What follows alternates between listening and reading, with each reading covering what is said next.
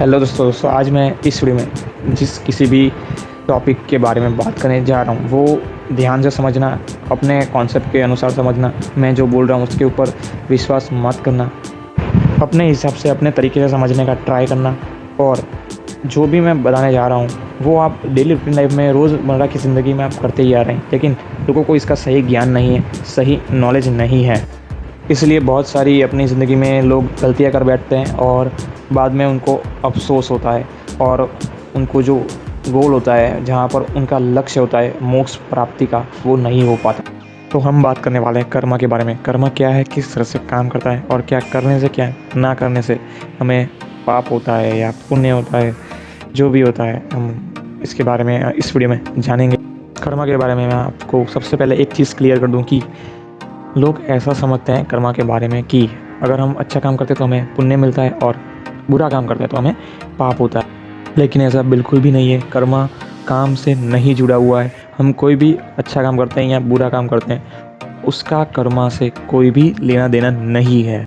तो फिर कर्मा किस तरह से काम करता है, हम ऐसा क्या करते हैं दिन भर में? तो हम सिर्फ़ और सिर्फ काम ही करते हैं, ठीक है, अच्छा काम करते हैं या फिर बुरा काम करते हैं। तो लेकिन मैंने आपको बताया कि कर्मा इससे नहीं जुड़ा हुआ। तो अगर पाप और पुण्य मतलब कि कर्मा जो है वो कोई काम से नहीं जुड़ा हुआ है, तो हमें पाप और पुण्य की प्राप्ति कैसे होती है, तो कैसे ये काम करता है, तो आइए डिटेल में इसके बारे में जान लें। तो आपको बहुत ही आसान तरीके से समझ में आ जाए, इसलिए हम एक एग्जांपल ले लेते हैं। तो मान लीजिए एक शिकारी है जो हिरन का शिकार करने जा रहा है, और रास्ते में उसको मैं मिलता हूँ, और रास्ते में वो मुझे पूछने लगा कि मुझे हिरन कहाँ पर मिलेंगे। तो फिर मैंने उनको पूछा कि आपको हिरन क्यों चाहिए, आपको हिरन का क्या काम है। तो उसने कहा कि मैं हिरन का शिकार करने जा रहा हूँ। तो फिर मैंने उसको बड़े ही प्यार से समझाया कि हमें किसी भी जीव को दुख नहीं देना चाहिए वगैरह वगैरह, लेकिन वो नहीं माना, और वो मुझे पूछने लगा कि बस मुझे हिरन कहाँ पर मिलेंगे वो बता दो। और मैंने भी उनको कहा कि ठीक है भाई, आप इस वाले रास्ते पर चले जाओ, आपको ये वाले रास्ते पर हिरन मिल जाएंगे। तो वो उसके बाद वो रास्ते पर चल पड़ा हिरन का शिकार करने। और फिर वो वाले रास्ते पर वो जब भी आगे बढ़ता चला गया, उनको हिरन कहीं पर भी दिखाई नहीं दिए। तो उनको मन में ऐसा हुआ होगा कि इसने मुझे गलत रास्ता बता दिया। तो दोस्तों आप समझो कि इसके नज़रिए से ये काम जो है वो गलत है। वो ऐसा सोच रहा होगा कि ये जो बंदा है जिसने मुझे रास्ता दिखाया, उसने गलत काम किया, उसने मुझे दुख दिया। और आपको या फिर किसी और को भी हम पूछे तो भी ये यही कहेंगे कि ये गलत काम है, कि उसने जो रास्ता बताने को बोला था वो रास्ता नहीं बताया और गलत रास्ता बता दिया। तो दोस्तों आप समझ गए होंगे कि मैंने जो रास्ता बताया था उस रास्ते पर कोई भी हिरन नहीं थे, ठीक है। मैंने जो रास्ता बताया वो रास्ता गलत था। सही रास्ता अगर मैं उनको बता देता तो वो हिरन को दुख पहुंचाता, उसका कत्ल कर देता।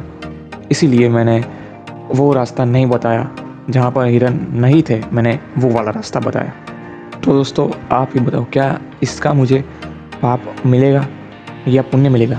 तो आपके हिसाब से अगर देखा जाए तो ये पाप है, ठीक है। तो सबसे पहले दोस्तों आप कर्मा को समझो, उसके बाद डिसीजन लेना कि पाप क्या है और पुण्य क्या है, क्या करने से हमें पाप मिलता है और क्या करने से हमें पुण्य मिलता है। देखिए दोस्तों, कर्मा जो है वो काम के साथ नहीं जुड़ा हुआ है, उसके साथ साथ हमारी जो वाणी है, हम जो भी बोलते हैं उसके साथ भी नहीं जुड़ा है।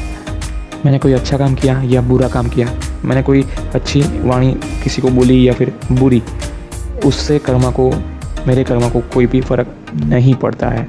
कर्मा को फ़र्क पड़ता है इंटेंशन से, भाव से, हमारी भावनाओं से। उस काम के पीछे या फिर उस वाणी के पीछे हमारा क्या भाव था, क्या हमारा इंटेंशन था, उससे कर्मा को फ़र्क पड़ता है। अगर हमारा इंटेंशन अच्छा होगा तो हमें पुण्य की प्राप्ति होगी, और हमारा इंटेंशन अच्छा नहीं होगा तो हमें पाप मिलेगा, पाप की प्राप्ति होगी। तो दोस्तों मैंने जो आपको एग्जांपल दिया था उसकी अगर हम बात करें तो मुझे उससे क्या पाप मिलेगा या पुण्य मिलेगा? तो दोस्तों सीधी सी बात है, मेरा इंटेंशन क्या था वही तो देखना है। हमारा भाव क्या था, हमारा इंटेंशन क्या था, वो देखना है सिर्फ और सिर्फ। अगर हमारा इंटेंशन अच्छा होगा तो हमें पुण्य मिलेगा, और अगर हमारा इंटेंशन अच्छा नहीं होगा तो हमें पाप मिलेगा। तो जब मैंने उस शिकारी को रास्ता बताया, गलत रास्ता जब भी मैं बता रहा था, तभी मेरा इंटेंशन क्या था, मेरा इंटेंशन हिरन को बचाने का था, ना ही उसका शिकार करने का था, उसको बचाने का था। ठीक है, तो बस सीधी सी बात है, उसका मुझे पाप नहीं मिलेगा, लेकिन उसका मुझे पुण्य मिलेगा, क्योंकि मेरा इंटेंशन क्या था, हिरन को बचाने का था, ना ही उसका शिकार करने का। ठीक है, अगर मैंने शिकारी को सही रास्ता अगर मैंने बता दिया होता तो वो शिकारी उस रास्ते पर जाकर हिरन को मार कर वो उसको दुख पहुंचाता, लेकिन मैंने ऐसा नहीं किया। मैंने गलत रास्ता दिखाकर, मेरा इंटेंशन सही रख कर, मेरे भाव जो थे, मेरी जो अंदर की भावनाएं थी, वो हिरन को बचाने की थी। इसीलिए मुझे पाप नहीं बल्कि पुण्य मिलेगा। मैंने गलत काम किया, फिर भी मुझे पाप नहीं पुण्य मिलेगा। दोस्तों, समझ गए होंगे आप कि कर्म किस तरह से काम करता है, हमें पाप और पुण्य किस तरह से मिलते हैं। हम जो अभी काम करते हैं या फिर जो हम बोलते हैं, हमारी जो वाणी, उससे कर्म का कोई भी लेना देना नहीं है। लोग समझते हैं कि हम जो भी काम करते हैं, सही काम या गलत काम करते हैं, उससे कर्म जुड़ा हुआ है, लेकिन ऐसा नहीं है। तो दोस्तों, आई होप आपको कर्म के बारे में थोड़ा बहुत नॉलेज आ गया होगा। ये मैंने बहुत डिटेल में कर्म के बारे में नहीं बताया है, सिर्फ और सिर्फ बेसिक बताया कि कर्म इस तरह से काम करता है। तो अगर आपको कर्म के बारे में डिटेल में जानना है तो मुझे कमेंट ज़रूर से कीजिएगा, तो मैं इसके रिलेटेड दूसरी वीडियोस बनाकर आपको डिटेल में समझाने की कोशिश करूँगा। ठीक है, तो दोस्तों, अभी के लिए चलता हूँ। Thank you for watching this.